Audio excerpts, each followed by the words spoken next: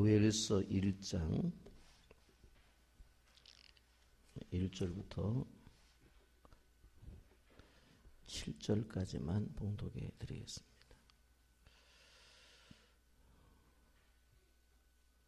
요엘서 1장 1절부터 7절까지. 부두엘의 아들 요엘에게 임한 여호와의 말씀이라.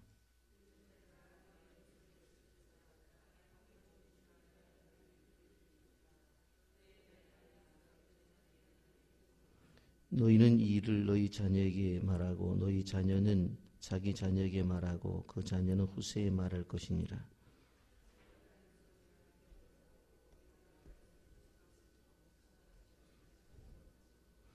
취하는 자들아 너희는 깨어올지어다. 포도주를 마시는 자들아 너희는 울지어다. 이는 단 포도주가 너희 입에서 끊어졌음이니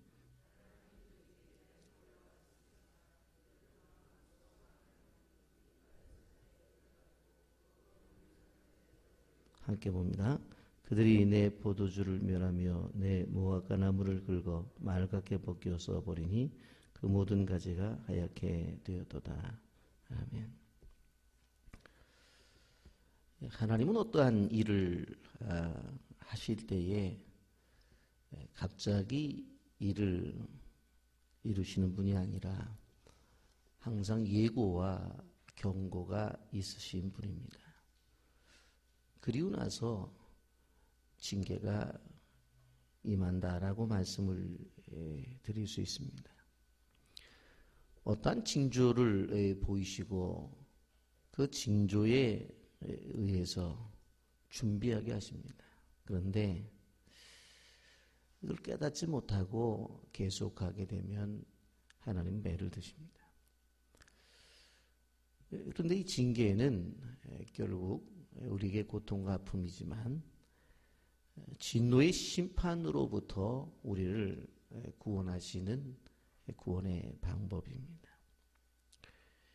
여러분, 요엘이라고 하는 성경을 우리가 이제 묵상을 하는데, 요엘이라고 하는 뜻은 여호와가 하나님이시다 라고 하는 뜻을 가지고 있습니다. 이런 여호와가 하나님이라고 하는 것은 당연합니다. 그런데 이 선지자를 세워서 야, 여호와가 하나님이야.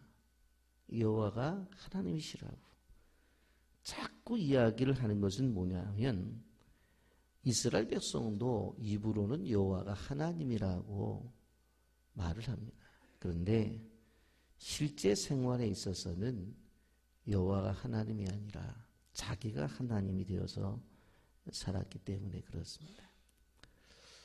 요엘 시대에 나타난 징조를 우리가 보게 된다면 팥종이 남긴 것을 메뚜기가 먹고 메뚜기가 남긴 것을 늑이 먹고 늑이 남긴 것을 황충이 먹고 이러한 재앙입니다. 이런 메뚜기는 우리가 간단하게 생각할지 모르지만 굶주림의 화신이라고 불릴 만큼 90마일 이상의 면적의 모든 풀과 잎사귀를 갈라먹어서 땅을 황폐하게 만드는 그러한 것으로 나타나 있습니다.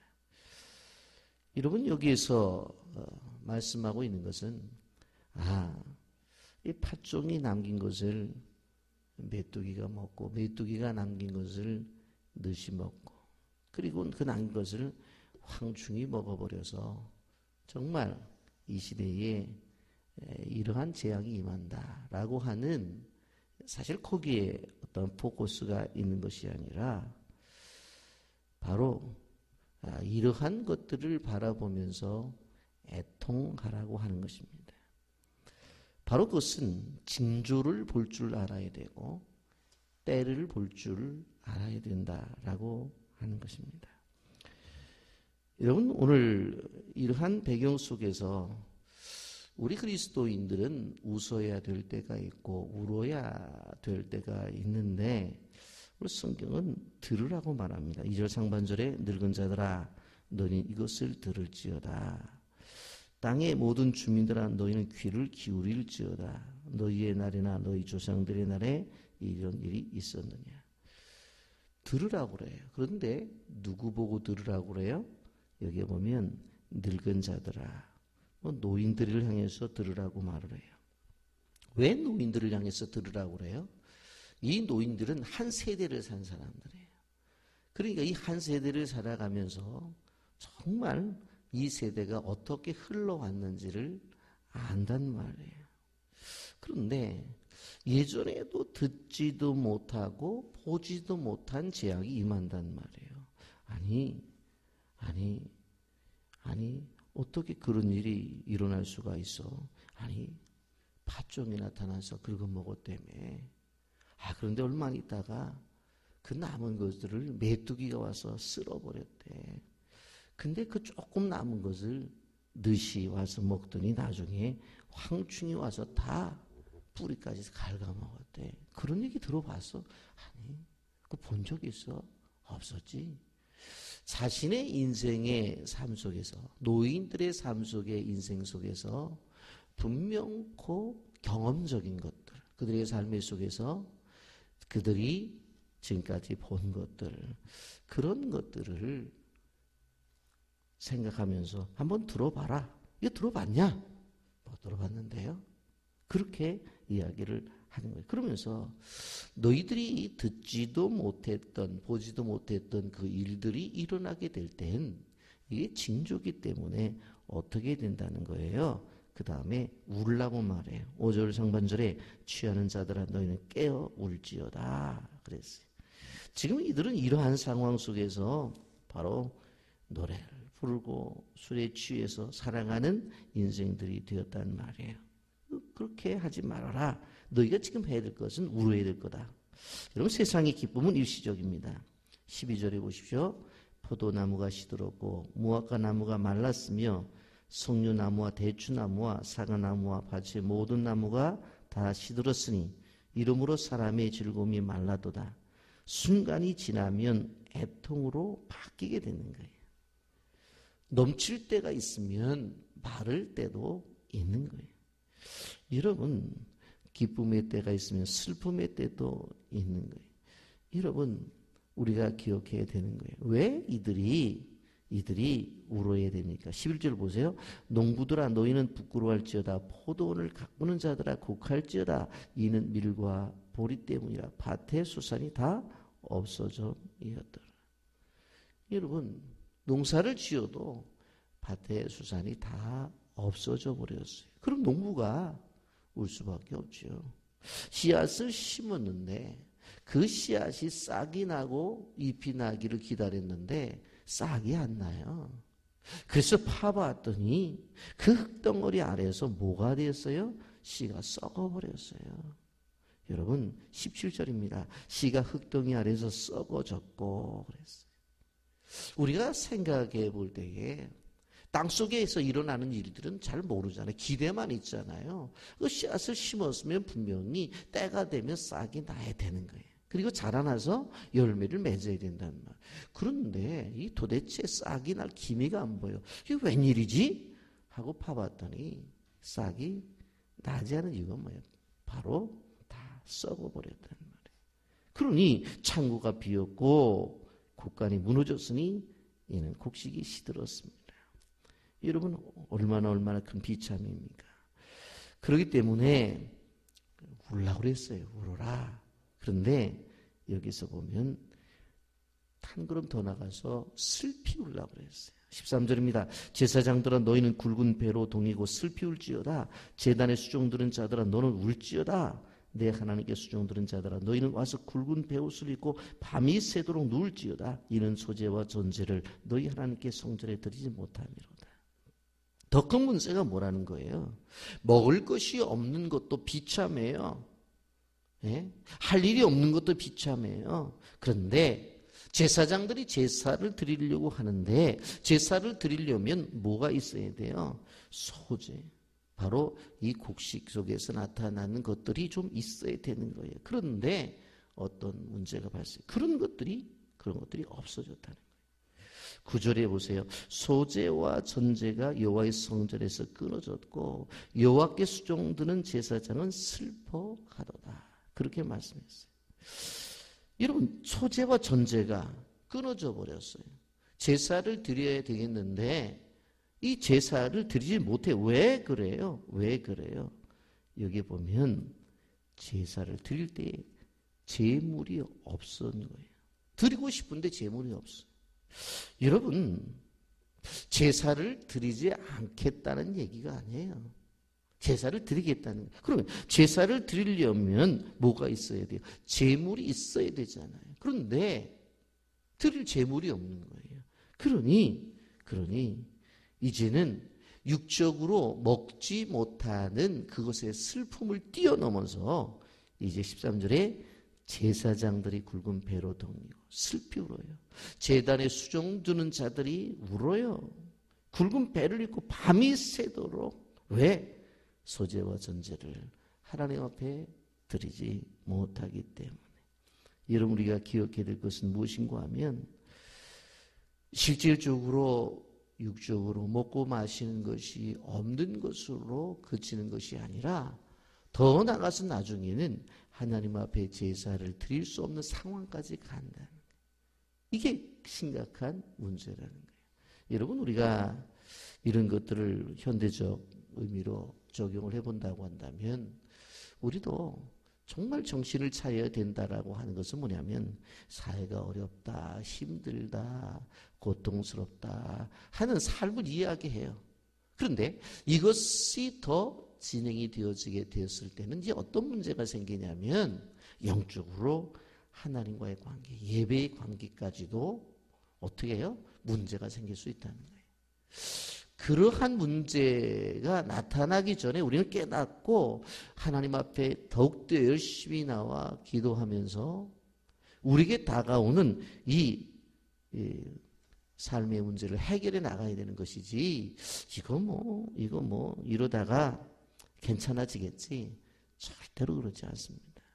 우리가 이러한 부분들에 있어서 감각이 있어야 된다라고 하는 것입니다. 그래서 우리 그리스도인들은 이 시대 속에서 경제가 어렵다, 젊은이들이 졸업을 해도 직장이 없다, 이곳저곳에서 중소기업이 무너진다, 막 이런 얘기를 들을 때에 무엇까지 봐야 되냐면 단순한 거기 문제뿐만 아니라 더 나가서 이게 더 깊어지면 이게 영적인 하나님 앞에 예배하는 일들까지도 이게 문제가 커지겠다라고 하는 것들을 봐야 된다고 하는 것입니다. 여러분, 그래서 여기 우리는 이제 이 말씀이 주는 교훈이 우리에게 다가오는 조그만 징조들, 이런 것을 과소평가해서는 안 돼. 19절입니다. 여호와여, 내가 주께 부르짖으니 불이 목장에 풀을 살랐고 불꽃이 들의 모든 나무를 살랐다 그랬어요. 어떤 재앙이 막 임하기 전에 뭐예요? 불이 목장에 풀을 살랐고 불꽃이 들의 나무를 살랐다. 이런 재앙이 찾아오게 되어져요. 외부적으로 왔던 내부적으로 왔던지 간에 어떤 사인이 올 때가 있어요. 이때 깊이 생각해 봐야 된다는 거예요. 뭐 그럴 수 있지. 신문을 보면서 또 뭐 이런 일이 벌어졌다며, 또 하나 뭐 사람이 또 사람을 죽였다며, 뭐 이런 사고가 있다며 하면서 흘러가는 눈으로 봐선 안 된다라고 하는 거예요. 여러분, 세상 속에서 전쟁, 지진, 수많은 일들, 뭐 우리나라 뭐 안전지대로서 지진에 있어서는 걱정하지 말아라 그랬는데, 이번에 뭐 울산을 중심으로 해서 지진 한번 나오니까 난리가 나잖아. 이거는 바로 큰 재앙에 대한 경고의 사인이란 말이에요. 그런 것들을 가볍게 보지 말라는 거예요. 눈물을 흘리라는 거예요. 여러분, 이러한 재앙이 오게 되었을 때에 우리 그리스도인들이 어떠한 모습으로 이런 것들을 보느냐라고 하는 것을 봐야 되는 거예요. 여러분, 저도 뭐 목회자입니다만은 분명한 이런 징조가 보일 때 텔레비전을 보든 또 신문을 보든 인터넷 들어가서 상황을 보든지 간에 사실 예수님의 마음이라는 건 어떻게 해야 돼? 그런 것을 보면서 하나님 정말 잘못했습니다 라고 눈물을 흘려야 될 텐데, 그런 모습이 있었냐는 거예요. 왜 그래요? 영적인 감각이 무뎌져서 그래요. 아유, 지진 우리나라도 나 때문에 야 봐라. 아유, 슈퍼에서 막 흔들리니까 진열대에 있는 물건들이 막 쏟아지더라. 뭐 재밌게 한번 그런 일도 있구나. 그렇게 흘러버리고 말아요. 여러분, 그래서는 안 되는 거예요. 하나님의 경고를 절대로 가볍게 생각하지 않는다고 하는 거예요. 여러분, 이러한 것들은 징조로 나타났다가 결국은 개인이 망하고 나중에 국가가 망하고 더 나아가서 민족 공동체가 망할 수 있다고 하는 것을 알아야 되는 거예요. 예수님께서 누가복음 23장 28절 이렇게 말하죠. 예수께서 돌이켜 그들을 향하여 이르시되 예루살렘의 딸들아 나를 위하여 울지 말고 너희와 너희 자녀들을 위하여 울어라.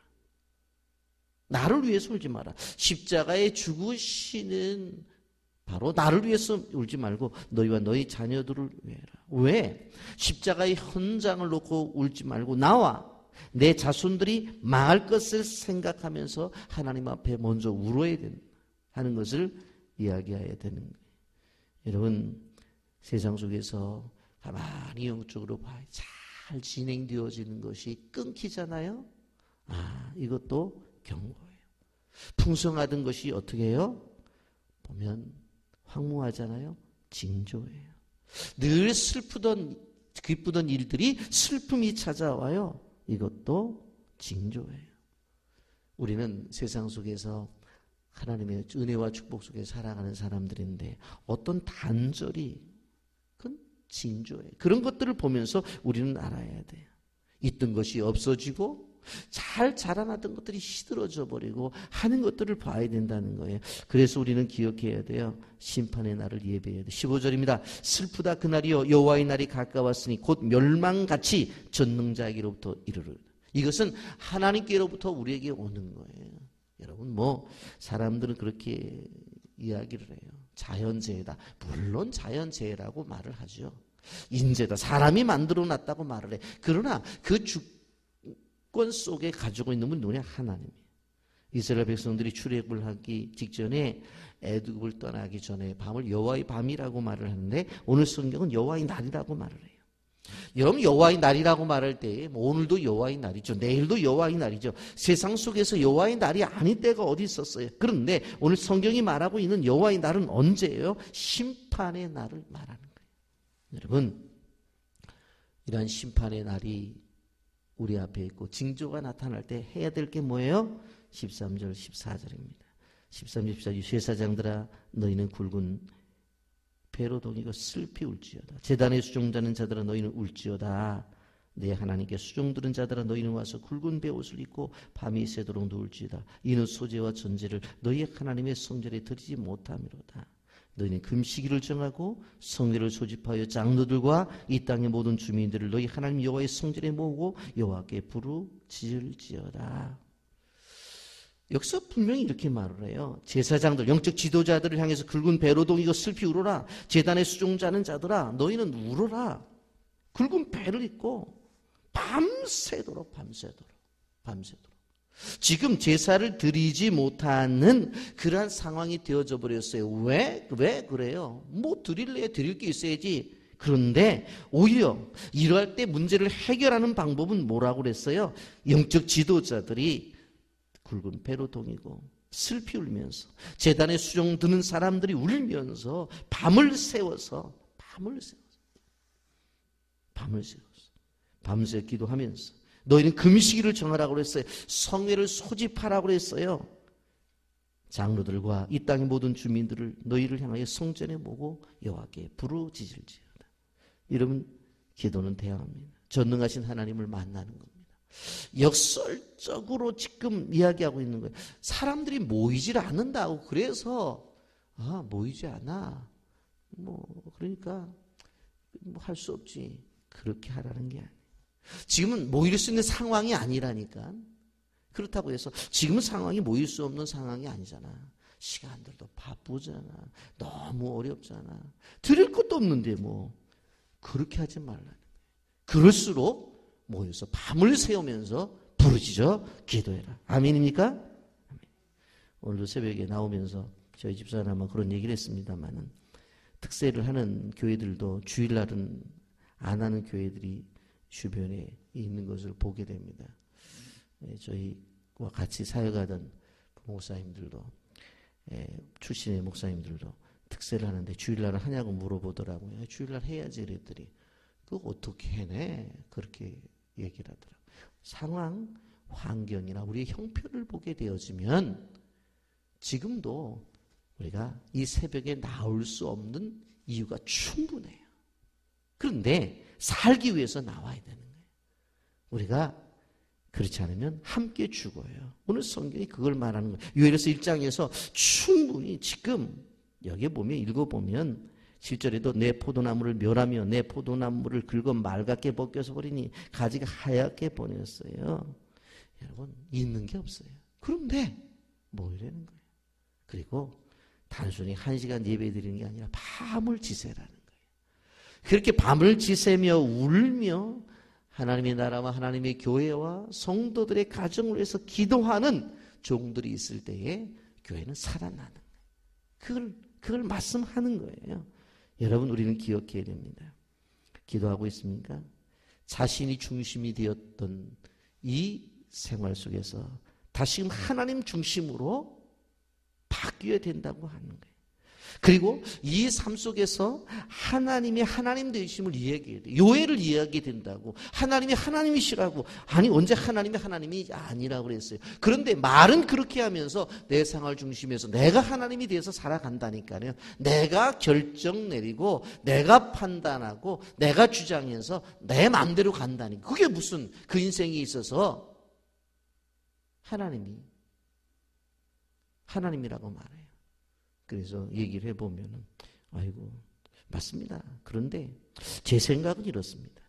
하나님의 사역을 하면서 하나님이 원하시면, 아멘, 예, 그것만 있는 거지. 제 생각은 이렇습니다. 그런 얘기를 하면 안 돼요. 왜? 하나님 말씀하시면, 하라면, 예. 나와서 기도하라면, 예. 하는 거예요. 밤새 기도하라면, 예. 하는 거예요. 뭐 제가 일을 해서 뭐 어떻게 해서 이래서 저래서 하나님이 원하시면 안 해요. 내 삶에서 하나님이 됨이라고 얘기를 하면서도 내가 하나님이 된 사람들이 있다라고 하는 것입니다. 울어야 됩니다. 개인적으로라도 금식일을 정해야 돼요. 교회가 금식일을 정하고 기도하게 되어질 때에 따라야 돼요. 그리고 울라고 할 때에 울어야 돼요. 그리고 밤새 기도하라고 그럴 때에 밤새 기도해야 돼. 저도 이 본문을 보면서 많은 걸 느꼈는데, 우리가 정말 하나님께서 우리에게 요구하신다면, 예, 철야 기도하자 하고 선포하면 정말 힘들어도 나와서 밤을 새면서 하루라도 기도할 수 있는 그러한 영적 동력이 있어야 그 교회가 살고 그 성도가 사는 것이지, 그런 것이 없으면 안 된다고 하는 거 꼭 기억하셔서 조만간 제가 철야 기도를 선포할지 몰라요. 그러니까 그렇게 해야 사는 거예요. 안 그러면 다 죽어요. 꼭 기억하셔서 요엘서 뭐라고 그랬어요? 하나님이 누구시라고? 바로 여호와가 하나님이시다. 그것이 당연한 것임에도 불구하고 이러한 삶을 사시기를 예수님의 이름으로 축복합니다. 한 가지 광고 말씀드리겠습니다. 박신혜 권사님의